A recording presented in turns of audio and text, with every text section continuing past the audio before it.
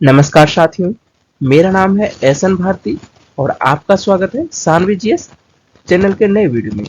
आज है 17 जनवरी 2025। हम लोग 17 जनवरी 2025 से जितने भी करंट अफेयर्स के महत्वपूर्ण क्वेश्चन बन सकते हैं वो सभी पर डिस्कस करेंगे। पीडीएफ आप हमारे टेलीग्राम चैनल से प्राप्त कर सकते हैं, जिसका लिंक मैंने इस वीडियो के डिस्क्रिप्शन में दे दिया है, तो आप इस लिंक पर जाकर टेलीग्राम चैनल ज्वाइन कर सकते हैं। चलिए शुरुआत करते हैं पहले क्वेश्चन से। पहला क्वेश्चन है, राष्ट्रीय स्टार्टअप दिवस प्रतिवर्ष कब मनाया जाता है? तो राष्ट्रीय स्टार्टअप दिवस प्रतिवर्ष जो है 16 जनवरी को मनाया जाता है। इसका मुख्य उद्देश्य क्या है? तो मुख्य उद्देश्य जो है भारत में स्टार्टअप्स की अवधारणा को प्रोत्साहित करना और देश भर में उद्यमशीलता को बढ़ावा देना। राष्ट्रीय स्टार्टअप दिवस पहली बार जो है कब मनाया जाता है? तो पहली बार 16 जनवरी 2022 को मनाया गया, जो 2016 में शुरू की गई स्टार्टअप इंडिया पहल के स्थापना दिवस को चिन्हित करता है।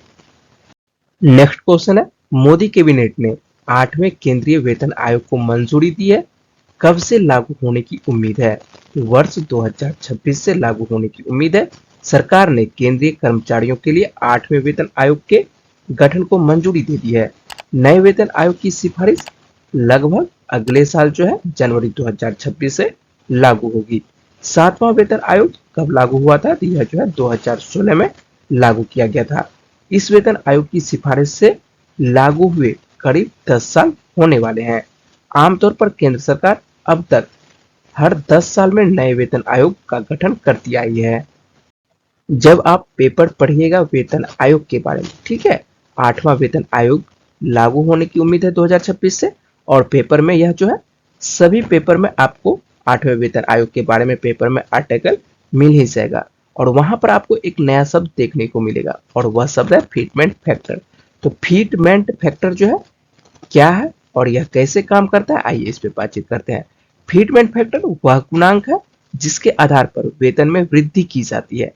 8वें वेतन आयोग में इसे जो है 2.86 से अधिक किए जाने की संभावना है, और यह जो है फिटमेंट फैक्टर जब लागू होगा तो 8वां वेतनमान में कितना व्यक्ति का सैलरी में इजाफा होगा। तो आइए देख लेते हैं। मान लेते हैं कि न्यूनतम बेसिक सैलरी 18,000 रुपये अभी वर्तमान में 7वां वेतन आयोग के अंतर्गत 18,000 रुपये मिल रहा है किसी को। यदि फिटमेंट फैक्टर जो है 2.86 होगा तो उसका सैलरी बढ़ के कितना हो जाएगा? 51,480, क्योंकि आप इसमें जो है गुना कर दीजिए 2.86 से। 18,000 रुपये में 2.86 से गुना करिएगा तो आपको जो है 51,480 रुपया हो जाएगा। नेक्स्ट क्वेश्चन है, क्रिसिल इंटेलिजेंस रिपोर्ट ने अगले वित्त वर्ष 2025 में भारत की जीडीपी वृद्धि दर के लिए क्या अनुमान लगाया है? तो भारत की जीडीपी वृद्धि दर के लिए जो अनुमान लगाया है 6.7%, और यह जो है रिपोर्ट किसके अनुसार से? तो क्रिसिल के रिपोर्ट के अनुसार से। और क्रिसिल रिपोर्ट जो है किसी भी एग्जाम के लिए महत्वपूर्ण रहता है। 13 दिसंबर 2024 को जो है बीपीएससी का एग्जाम हुआ था, और बीपीएससी के एग्जाम में 13 दिसंबर वाले शिफ्ट में, ठीक है, एक क्वेश्चन पूछा गया था क्रिसिल की रिपोर्ट से। तो आइए देख लेते हैं हम लोग वह भी। क्रिसिल की रेटिंग रिपोर्ट के अनुसार वित्तीय वर्ष 2030 तक भारत में कॉर्पोरेट बॉन्ड बाजार कितना बढ़ने की उम्मीद है? तो यह जो है इसका आंसर क्या हो जाएगा? तो 100 से 120 लाख करोड़, ठीक है, इसका क्या आंसर हो जाएगा? 100 से 120 लाख करोड़ बढ़ने की उम्मीद है। तो यह जो है क्रिसिल रिपोर्ट आप लोगों को ध्यान रखना है, और आपको क्वेश्चन इसलिए दिखा देते हैं क्योंकि जो भी क्वेश्चन मैं दे रहा हूं करंट अफेयर से वह आपके लिए इंपॉर्टेंट रहता है, और यही क्वेश्चन परीक्षा में पूछा जाता है। नेक्स्ट क्वेश्चन है, भारत ने किस देश के साथ ब्रह्मोस सुपरसोनिक क्रूज मिसाइलों के निर्यात के लिए समझौते पर हस्ताक्षर किया है? तो इंडोनेशिया। भारत और इंडोनेशिया के बीच जो है ब्रह्मोस सुपरसोनिक क्रूज मिसाइलों की डील फाइनल होने वाली है, और इसकी घोषणा जो है जल्द होगी। और आप लोगों को मैं इंडोनेशिया से एक क्वेश्चन पहले ही दे चुका हूं कि इंडोनेशिया के जो राष्ट्रपति हैं प्रबोवो सुबियांतो, यह जो है गणतंत्र दिवस के मौके पर भारत के मुख्य अतिथि होंगे, ठीक है, और जब ये भारत की यात्रा पर आएंगे तभी यह डील जो है हो जाएगी। और ब्रह्मोस मिसाइल खरीदने वाला तीसरा दक्षिण एशियाई देश बनेगा यह इंडोनेशिया। तो इसका मतलब है कि इससे पहले दो देश ब्रह्मोस मिसाइल खरीद चुका है। तो वह कौन सा दो देश है? तो यह जो है फिलीपींस और वियतनाम है। इससे पहले दक्षिण एशिया के दो देश फिलीपींस और वियतनाम जो है ब्रह्मोस मिसाइल खरीद चुका है। और इंडोनेशिया जो है इस बार तीसरा देश बनेगा। और भारत और इंडोनेशिया के बीच 450 मिलियन डॉलर की डील होने वाली है। 450 मिलियन डॉलर। क्या है ब्रह्मोस मिसाइल की खासियत? तो आइए इस पे भी हम लोग बात कर लेते हैं। भारत और रूस ने मिलकर ब्रह्मोस मिसाइल तैयार किया है। तो कौन दो देश मिलकर ब्रह्मोस मिसाइल तैयार किया है? तो भारत और रूस ने मिलकर। आरंभ में इसकी रेंज केवल 290 किलोमीटर थी, लेकिन अब इसकी रेंज बढ़ाकर 900 किलोमीटर कर दी गई है। भारतीय नौसेना पिछले साल 24 जनवरी को इसका परीक्षण किया था, जिसे ब्रह्मोस ने सफलतापूर्वक लक्ष्य को हासिल कर लिया था। और यह मिसाइल जो है जमीन, हवा, समुद्र से लॉन्च की जा सकती है। कहीं से भी इस मिसाइल को लॉन्च किया जा सकता है। और नाम आता है इंडोनेशिया का, तो हम लोग इंडोनेशिया के बारे में देख लेते हैं। और मैप पर आइए पहले देखते हैं कि इंडोनेशिया है कहां पर। तो यह जो है एशिया महाद्वीप के अंतर्गत आता है। और ये जो आपको दिखाई पड़ रहा है, जहां जहां भी ग्रीन दिखाई पड़ रहा है, ये है इंडोनेशिया। ठीक है, तो इंडोनेशिया आपको एशिया महाद्वीप के अंतर्गत ही आता है। और इंडोनेशिया जो है दुनिया का सबसे अधिक द्वीप समूह वाला देश है। ठीक है, इसके पास जो है छोटे छोटे बहुत सारे द्वीप हैं। तो द्वीप समूह वाला, सर्वाधिक द्वीप समूह वाला देश कौन सा देश है? तो इंडोनेशिया ही है। और इंडोनेशिया की राजधानी क्या है? तो इंडोनेशिया की राजधानी जो है जकार्ता है। इंडोनेशिया की राजधानी क्या है? जकार्ता है। और यहाँ पर जो मुद्रा चलती है, कौन सी मुद्रा? रुपया मुद्रा चलती है। और इंडोनेशिया के राष्ट्रपति के बारे में आपको तो पहले ही बता चुके हैं कि कौन है इंडोनेशिया के राष्ट्रपति? प्रबो सुबियांतो। और यही जो है गणतंत्र दिवस के मौके पर भारत के मुख्य अतिथि होंगे। ये जो आप तस्वीर देख रहे हैं, ये ब्रह्मोस मिसाइल की तस्वीर है। और इस मिसाइल को जो है जमीन, हवा, समुद्र कहीं से भी लॉन्च किया जा सकता है। दिन या रात कभी भी इसको लॉन्च किया जा सकता है। नेक्स्ट क्वेश्चन है, हाल ही में तरुण दास को किस देश के मानद नागरिक पुरस्कार से सम्मानित किया गया है? तो सिंगापुर। सिंगापुर ने भारत सिंगापुर संबंधों को मजबूत करने में उनके महत्वपूर्ण योगदान के लिए भारतीय उद्योग परिसंघ के पूर्व महानिदेशक तरुण दास को अपना सर्वोच्च गैर नागरिक सम्मान ऑनरेरी सिटीजन अवार्ड से सम्मानित किया है। तरुण दास ने कई दशकों तक सिंगापुर और भारत के बीच आर्थिक और सामाजिक संबंधों को प्रगाढ़ बनाने में महत्वपूर्ण भूमिका निभाई है। और नाम आता है सिंगापुर का, तो हम लोग सिंगापुर के बारे में भी देख लेते हैं। और सबसे पहले सिंगापुर देखते हैं कि मैप पर कहाँ है। आपको यह जो देश दिखाई पड़ेगा, मलेशिया और इंडोनेशिया के बीच में एक छोटा सा देश आपको दिखाई पड़ेगा।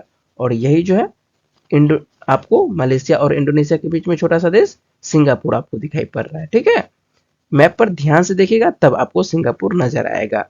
और सिंगापुर की राजधानी क्या है? तो सिंगापुर की राजधानी जो है सिंगापुर सिटी है। और यहाँ पर जो मुद्रा चलती है, डॉलर मुद्रा चलती है। और वर्तमान में यहाँ पर जो प्रधानमंत्री कौन है? लॉरेंस वोंग हैं। ये जो आप तस्वीर देख रहे हैं, ये तरुण दास की तस्वीर है। और इन्हें ही सिंगापुर ने ऑनरेरी सिटीजन अवार्ड से सम्मानित किया है। नेक्स्ट क्वेश्चन है, सुप्रीम कोर्ट के नए न्यायाधीश के रूप में किसने शपथ ली है? तो न्यायमूर्ति के विनोद चंद्रन ने। भारत के मुख्य न्यायाधीश वर्तमान में कौन है? तो संजीव खन्ना है। और इन्होंने ही पटना हाई कोर्ट के मुख्य न्यायाधीश के विनोद चंद्रन को सुप्रीम कोर्ट के न्यायाधीश के रूप में शपथ दिलाई है। ठीक है, तो भारत के मुख्य न्यायाधीश कौन है? तो संजीव खन्ना है।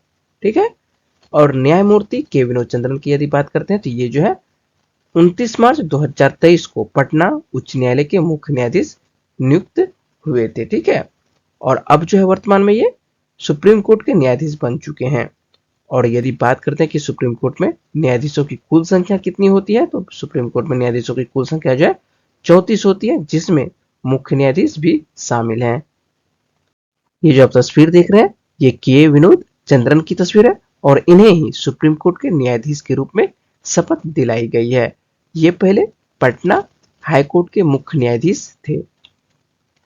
नेक्स्ट क्वेश्चन है, अखिल भारतीय पीठासीन अधिकारी सम्मेलन का 85वां सत्र कहां आयोजित किया जाएगा? तो 85वां सत्र जो है अखिल भारतीय पीठासीन अधिकारी का पटना में आयोजित किया जाएगा।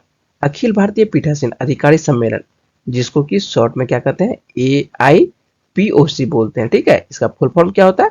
तो all India presiding officers conference होता है। ठीक है, जिसको कि हिंदी में अखिल भारतीय पीठासीन अधिकारी सम्मेलन कहते हैं। और इसका 85वां सत्र जो है 21 जनवरी को बिहार की राजधानी पटना में आयोजित किया जाएगा। और बिहार विधानसभा के वर्तमान में अध्यक्ष कौन है? तो बिहार विधानसभा के वर्तमान में अध्यक्ष जो है नंद किशोर यादव है। सम्मेलन की अध्यक्षता कौन करेंगे? तो सम्मेलन की अध्यक्षता जो है लोकसभा के अध्यक्ष ओम बिरला करेंगे। और इसमें जो है सम्मिलित होंगे राज्यसभा के उपसभापति भी। और राज्यसभा के उपसभापति वर्तमान में कौन है? तो हरिवंश हैं। ठीक है, यह सम्मेलन जो है बिहार में 43 वर्षों के लंबे अंतराल के बाद आयोजित किया जा रहा है। पिछली बार जो है इसका आयोजन 1982 में हुआ था।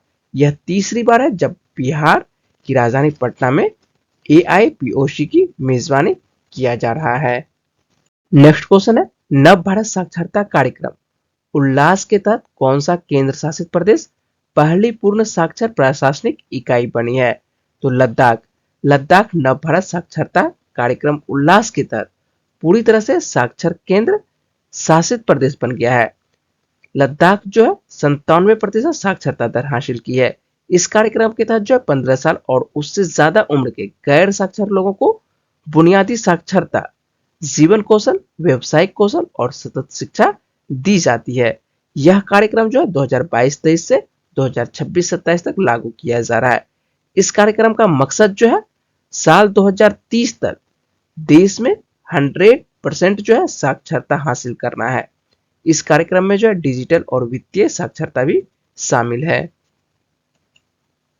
ये जो आप तस्वीर देख रहे हैं इसमें आप लोगों को दिखाई पड़ रहा होगा कि इसमें अधिकांश जो है 15 से अधिक की उम्र के लोग हैं और उन्हें जो है उल्लास कार्यक्रम के तहत बुनियादी शिक्षा मुहैया कराई जाती है। नेक्स्ट क्वेश्चन है, कांग्रेस के नए मुख्यालय इंदिरा भवन का उद्घाटन किसने किया है? तो कांग्रेस के नए मुख्यालय इंदिरा भवन का उद्घाटन जो है सोनिया गांधी के द्वारा किया गया है। कांग्रेस संसदीय दल की प्रमुख सोनिया गांधी ने जो है पार्टी के नए मुख्यालय इंदिरा भवन का उद्घाटन किया है। आप लोग को याद रखना है कि कांग्रेस पार्टी का वर्तमान में अध्यक्ष कौन है? तो कांग्रेस पार्टी के वर्तमान में जो अध्यक्ष है मल्लिकार्जुन खड़गे हैं। नेक्स्ट क्वेश्चन है, हाल ही में किस देश के राष्ट्रपति भारत की यात्रा पर आए हैं? तो सिंगापुर के राष्ट्रपति जो है भारत की यात्रा पर आए हैं। सिंगापुर के वर्तमान में राष्ट्रपति कौन है? तो सिंगापुर के जो वर्तमान में राष्ट्रपति हैं थर्मन शनमुगरत्नम है। और इनकी जो यह पहली यात्रा है भारत पर है, जो ये पहली बार आए हुए हैं।